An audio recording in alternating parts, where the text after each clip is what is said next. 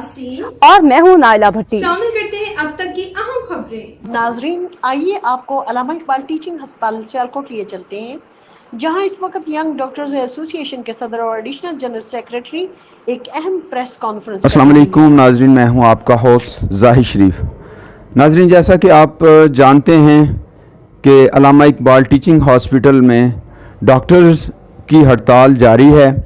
आज भी हम यहाँ पे मौजूद हैं, कुछ पेशेंट से भी मिले हैं जिनका कहना है कि जी हम गरीब लोग हैं, आते हैं तो जब हम यहाँ पहुँचते हैं नंबर आता है तो साथ ही पता चलता है यहाँ पे तो आज हड़ताल है।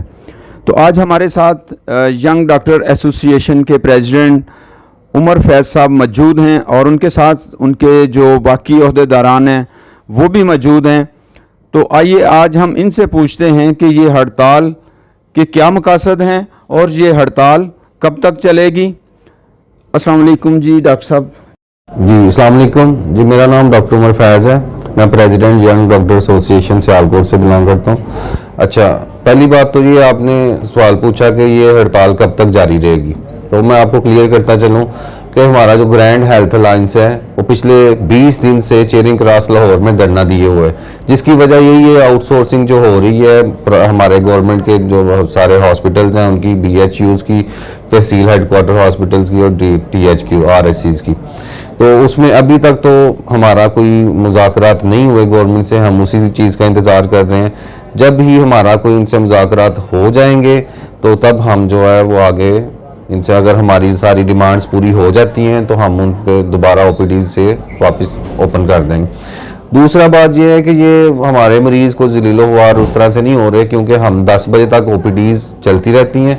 जो पेशेंट हमारे एमरजेंसी में आते हैं वो एमरजेंसी में अटेंड हो रहे हैं। दूसरा जो हमारे इंडोर्स हैं वो भी चल रहे हैं, इलेक्टिव ऑपरेशन थिएटर्स हैं वो भी चल रहे हैं, एमरजेंसी ऑपरेशन थिएटर्स भी चल रहे हैं।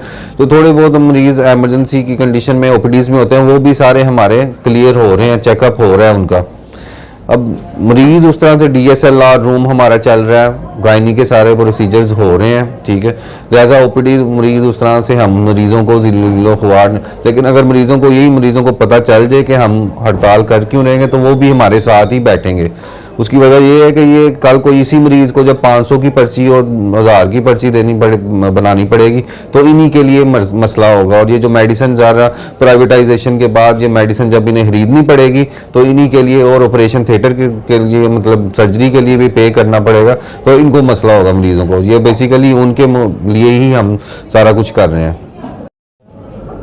जी हमारे साथ इस वक्त additional general secretary doctor Hasan भी मौजूद हैं। डॉक्टर हसन साहब, आप हमें बताएं कि अगर आपके मुतालबात तस्लीम नहीं होते, अब जैसा कि आप कह रहे हैं कि तकरीबन 20 दिन हो गए हैं और गवर्नमेंट आपकी तरफ बिल्कुल कोई तवज्जो नहीं दे रही, आपके जो चेरिंग क्रॉस में आपकी जो टीम बैठी हुई है, मुख्तलिफ हॉस्पिटल्स के जो डॉक्टर हैं वहाँ बैठे हुए हैं, तो अगर ये आपके मुतालबात नहीं तस्लीम किए जाते तो क्या ये हड़ताल इसी तरह रहेगी या इसमें मज़ीद जो है वो सख्ती आएगी, मज़ीद कोई एक्शन होंगे?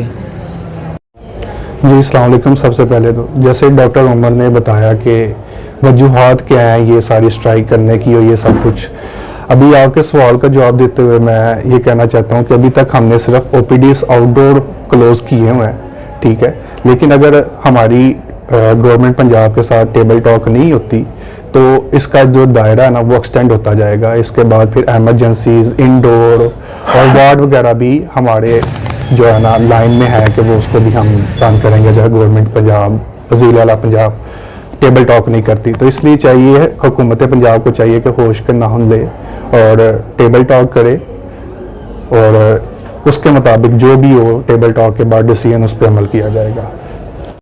तक के लिए इतना ही। मज़ीद खबरों और अपडेट्स के लिए देखते रहें साहिबा न्यूज़ HD।